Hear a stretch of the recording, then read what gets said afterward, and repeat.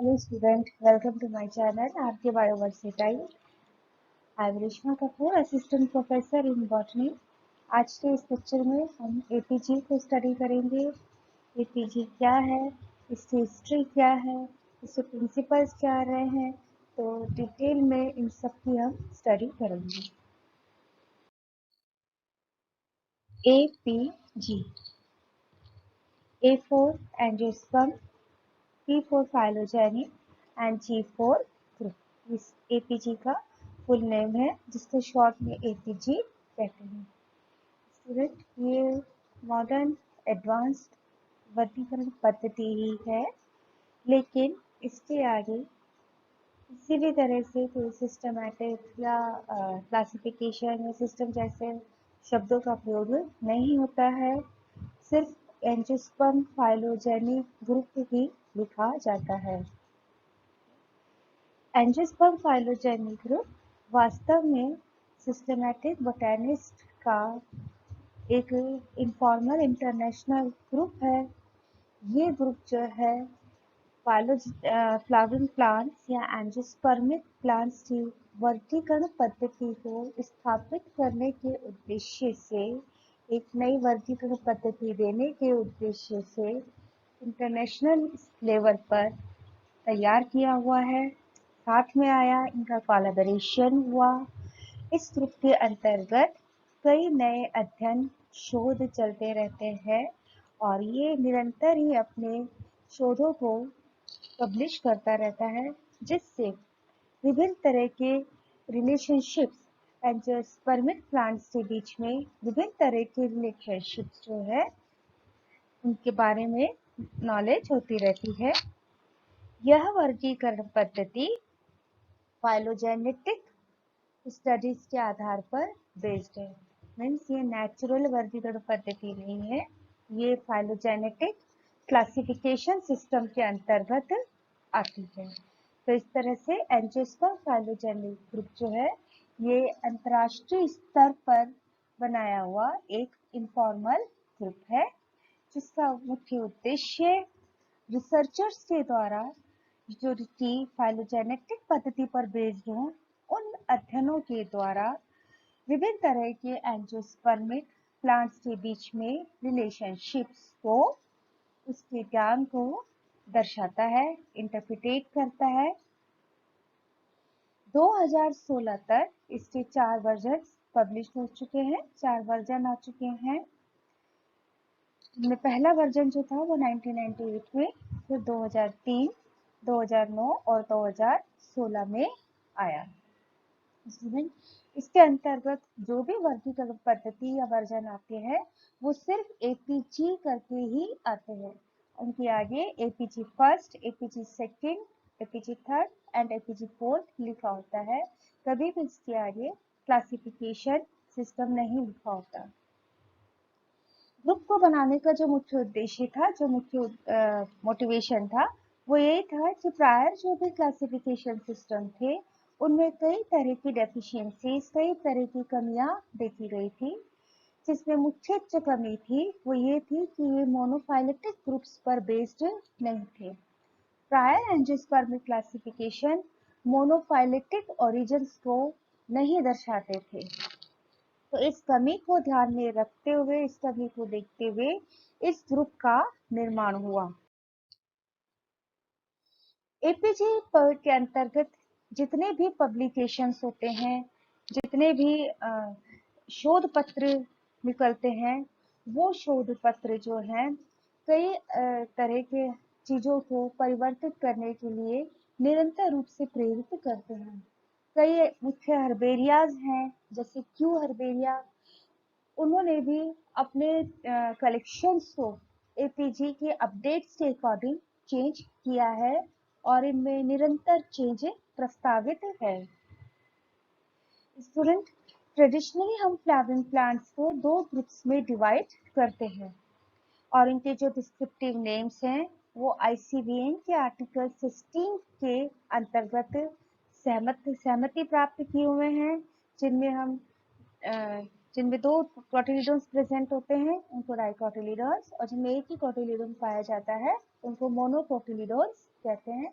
और इनका लंबे समय से यूज होता रहा है। अगर हम एपीजी के हिस्ट्री को देखें तो जब तक हमारे पास जेनेटिक एविडेंसेस अवेलेबल नहीं थे, डिटेल जेनेटिक एविडेंसेस नहीं थे, इतनी हाई लेवल की एडवांस लेवल की जेनेटिक एंड मॉलिक्यूलर स्टडीज नहीं थी, तब जो क्लासिफिकेशन बेस्ड था वो मेनली प्लांट्स की मॉर्फोलॉजी और बायोकेमिस्ट्री पर बेस्ड था। मॉर्फोलॉजी में भी हम मुख्य रूप से फ्लावर को कंसीडर करते थे एंड बायोकेमिस्ट्री में प्लांट्स में कौन से केमिकल कंपाउंड्स मिलते हैं, कौन से केमिकल कंपाउंड्स प्लांट प्रोड्यूस करता है, इन चीज़ों को ध्यान में रखते हुए प्लांट्स का क्लासिफिकेशन दिया जाता था। इसके साथ ही अर्लियर जितने भी क्लासिफिकेशन सिस्टम थे वो मुख्य रूप से किसी एक इंडिविजुअल बोटैनिस्ट या उनके छोटे ग्रुप जैसे 2 या 3 बोटैनिस्ट के द्वारा तैयार किए हुए थे। अगर हम एग्जाम्पल लें तो बेंथम हुकर का हम कह सकते हैं। और साथ ही ये जो डिफरेंट सिस्टम्स दिए गए थे और इनके अपडेट्स जो थे वो अपने अपने सुविधा के अनुसार अलग अलग समय पर विभिन्न देशों ने उनको मान्यता प्राप्त की। जैसे बेंथम हुकर का क्लासिफिकेशन सिस्टम ब्रिटेन और इंडिया को में मान्यता प्राप्त है। ब्रिटेन में, इंडिया में, यूनिवर्सिटीज में, हर्बेरिया में हम कलेक्शन के लिए बेंथम हुकर के सिस्टम को फॉलो करते हैं। इसी प्रकार एंगलर फ्रंटल के सिस्टम को यूरोप में फॉलो किया जाता है, क्रॉनक्विस्ट के सिस्टम को यूके में फॉलो किया जाता है। तो इस तरह से अर्लियर जितने भी क्लासिफिकेशन सिस्टम थे वो किसी एक बोटैनिस्ट या उनके छोटे ग्रुप द्वारा तैयार किए गए थे और उनके नाम के आगे और उनके द्वारा जो वर्गीकरण पद्धति दी गई उसके आगे उन बोटैनिस्ट का नाम लिखा होता था। लेकिन 1980s के दौरान उसके बाद में जब कई तरह की जेनेटिक इंफॉर्मेशंस मिली, कई तरह की जेनेटिक इंफॉर्मेशन प्राप्त हुई और इन इंफॉर्मेशंस का फाइलोजेनेटिक मेथड्स के द्वारा एनालिसिस किया गया, तो कुछ ऐसी सूचनाएं मिली जिनके आधार पर ये दिया गया कि जो अर्लियर क्लासिफिकेशन सिस्टम थे उनमें एंजियोस्पर्मिक ग्रुप्स के बीच में जो रिलेशनशिप्स दिखा रखे हैं उनमें चेंज किया जाए। ठीक है, मतलब वो अनस्टेबल हो गए, वो जो ग्रुप्स थे वो उनकी स्टेबिलिटी को खतरा हो गया, उनमें चेंज किया जाना प्रस्तावित किया और चेंज आवश्यक। और इस चेंज के कारण इन क्लासिफिकेशन सिस्टम को उपयोग में लेने वाले, इनके जो फॉलो कर रहे थे उनके सामने कई तरह की समस्याएं उत्पन्न हुई। इवन वर्ल्ड एनसाइक्लोपीडिया के सामने भी कई समस्याएं उत्पन्न हुई। 1990s के दौरान में इन्हीं चीजों समस्या के कारण वर्ल्ड वाइड कई मेजर इंस्टीट्यूशन से रिसर्चर्स का एक इनफॉर्मल ग्रुप का कोलैबोरेशन हुआ under the title of angiosperm phylogeny group. इस ग्रुप का जो मुख्य इंटेंशन था वो ये था कि एंजियोस्पर्मिक क्लासिफिकेशन के लिए कोई ऐसी वर्गीकरण पद्धति दी जाए जो वाइडली एक्सेप्टेड हो और अधिक स्टेबल हो। इस ग्रुप के निर्माण के लिए जो मोटिवेशन मिला था वो मोटिवेशन ये था कि प्रायर जो क्लासिफिकेशन सिस्टम थे वो मोनोफाइलेटिक ओरिजिन को नहीं दर्शाते थे, वो मोनोफाइलेटिक बेस्ड नहीं थे। 1990 से 1995 के दौरान कई मॉलिक्यूलर स्टडीज हुई। ये मॉलिक्यूलर स्टडीज मेनली जो है डीएनए सीक्वेंसेस पर डीएनए सीक्वेंसेस देखा गया था इस मॉलिक्यूलर स्टडीज में और ये 5000 फ्लावरिंग प्लांट्स पर की गई थी। इन स्टडीज से संबंधित रिसर्च पेपर पब्लिश हुए। जो मुख्य डीएनए सीक्वेंसेस जिनकी स्टडी की गई और जिनको आधार बनाया गया वो थे 2 chloroplast gene that is ATPB and RBCL और एक nuclear gene nuclear ribosomal 18S DNA।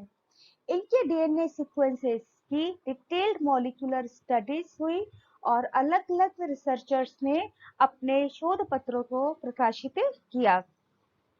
In studies से जो रिजल्ट सामने आए स्टूडेंट्स, उन्होंने सरप्राइजिंगली शॉकिंग रिजल्ट्स दिए और plants group mainly angiospermic groups के बीच के जो रिलेशनशिप्स थे, उन रिलेशनशिप्स को एक नए सिरे पर तैयार करने के लिए, सोचने के लिए बाध्य किया और इन्हीं स्टडीज के प्राप्त रिजल्ट्स, कंक्लूजन्स के बेस पर एक पूरी तरह से नई वर्गीकरण पद्धति सबसे पहले तैयार की गई, जो पूर्ण रूप से photosynthetic genes and nuclear genes, that is ATPB and RBCL and nuclear ribosomal 18S DNA gene पर आधारित थी और ये नई वर्गीकरण पद्धति थी APG1।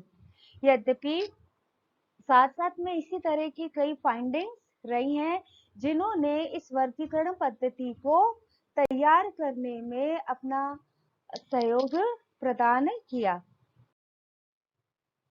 इसलिए चूंकि इसको तैयार करने में कई तरह के शोध पत्रों को, रिसर्चर्स को के शोध पत्रों को काम में लिया गया, उनकी रिसर्चर्स पर बेस्ड भी थी, इसलिए सर्वसहमति से ये निर्णय किया गया कि इस नई वर्गीकरण पद्धति का नाम सभी इंडिविजुअल्स कंट्रीब्यूटर्स के नाम देने की बजाय कोई एक कॉमन नाम दिया जाए जो समूह को दर्शाता हुआ हो।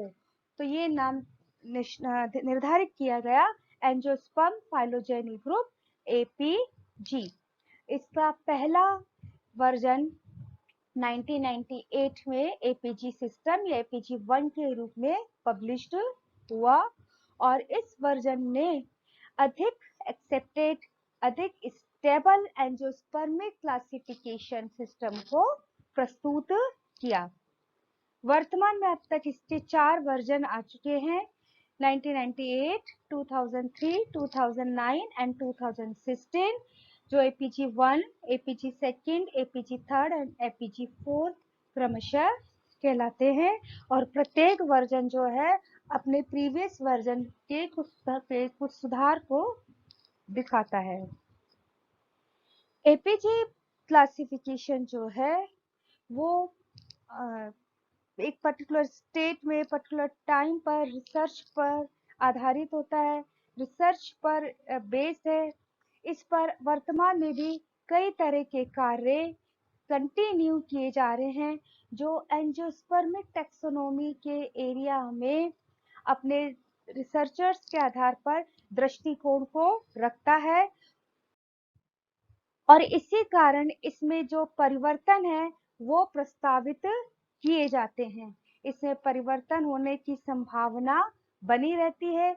इन्हीं परिवर्तनों को देखते हुए थोड़ी सी इसको प्रयोग करने में इनकन्वीनियंस होती है, लेकिन फिर भी APG क्लासिफिकेशन को एक बहुत ही अथॉरिटेटिव रेफरेंस पॉइंट के जैसे यूज में किया जाता है और इन सिस्टम के अनुसार इस वर्गीकरण पद्धति में जो भी चेंजेस इसके वर्जन्स में होते रहते हैं, उसके अनुसार ही कई प्रकार के चेंजेस अपने कलेक्शंस में, हर्बेरियाज हैं, फ्लोराज हैं, ये दिखाते हैं।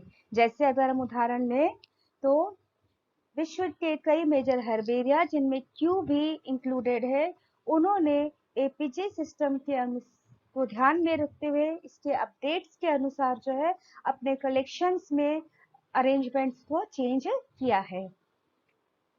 इसी तरह the influential world checklist of selected plant families ने APG थर्ड सिस्टम के अनुसार अपनी फैमिली लिस्ट को अपडेट किया है।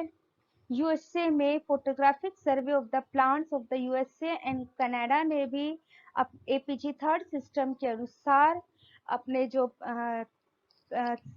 फोटोग्राफिक सर्वे है उसको ऑर्गेनाइज्ड किया है। इसी तरह से UK में भी स्टैंडर्ड फ्लोरा ने APG थर्ड सिस्टम के आधार पर अपने वर्जन्स को दिया है जो प्रीवियसली क्रॉनक्विस्ट सिस्टम पर बेस्ड था। अब हम बात करते हैं इस सिस्टम के प्रिंसिपल्स क्या हैं, मुख्य सिद्धांत क्या है। स्टूडेंट, जो इसके प्रिंसिपल्स हैं, principles of the APG approach to classification were set out in the first paper of 1998 and have remained unchanged in subsequent revisions. Means इसके जो प्रिंसिपल्स दिए गए हैं, सिद्धांत दिए गए हैं, वो पहले पेपर 1998 में जब एपीजी फर्स्ट आया उसमें दिए गए, और ये प्रिंसिपल जो हैं आगे जितने भी वर्जन्स आए या वर्जन आएंगे उनमें अनचेंज्ड रहेंगे। ठीक है, तो इसका पहला प्रिंसिपल है वो ये है, the linear system of orders and families should be retained. The family is central in flowering plants. Systematic and ordinal classification of families proposed as a reference tool of broad utility. Orders are considered to be of particular value in teaching and in studying family relationships. And that means कि जो principal है वो ये कहता है कि वर्गीकरण पद्धति में पुष्प की जब भी हम सिस्टमैटिक पोजीशन देंगे तो उसमें ऑर्डर्स एंड फैमिलीज की जो स्थिति है वो लीनियर सिस्टम के अनुसार रिटेन्ड रहेगी। फैमिली जो है किसी भी फ्लावरिंग प्लांट सिस्टमैटिक में एक मुख्य सेंट्रल पार्ट होता है, केंद्र की भूमिका निभाता है। ठीक है, फैमिली को एक रेफरेंस टूल के जैसे काम में लिया जाता है।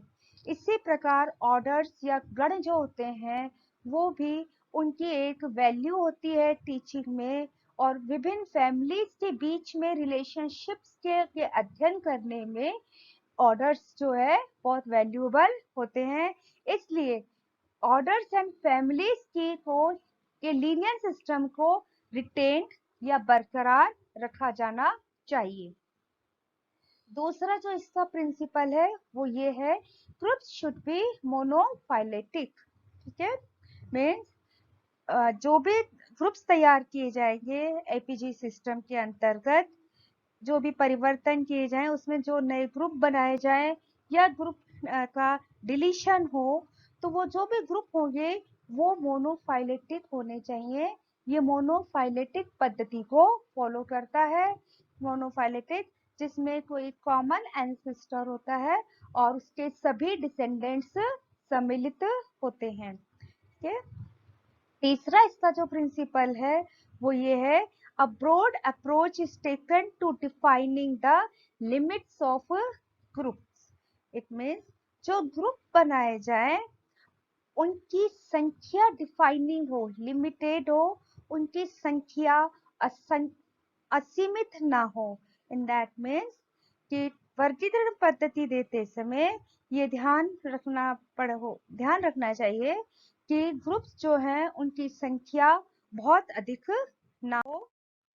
Thus of orders, it is said that a limited number of larger orders will be more useful. Families containing only a single genus and orders containing only a single family are avoided where this is possible without violating the overriding requirement for monophyly. अगर हम बात करें कि orders जो होते हैं उनका limited number हो, ठीक है, ऑर्डर की संख्या लिमिटेड हो, हालांकि वो अपने आप में वाइड हो सकता है, चौड़ा हो, तो ऐसे ऑर्डर अधिक उपयोगी होंगे। ऐसी फैमिली जिसमें केवल एक जीनस हो और ऐसे ऑर्डर जिनमें केवल एक ही फैमिली हो उनको अवॉइड किया जाना चाहिए।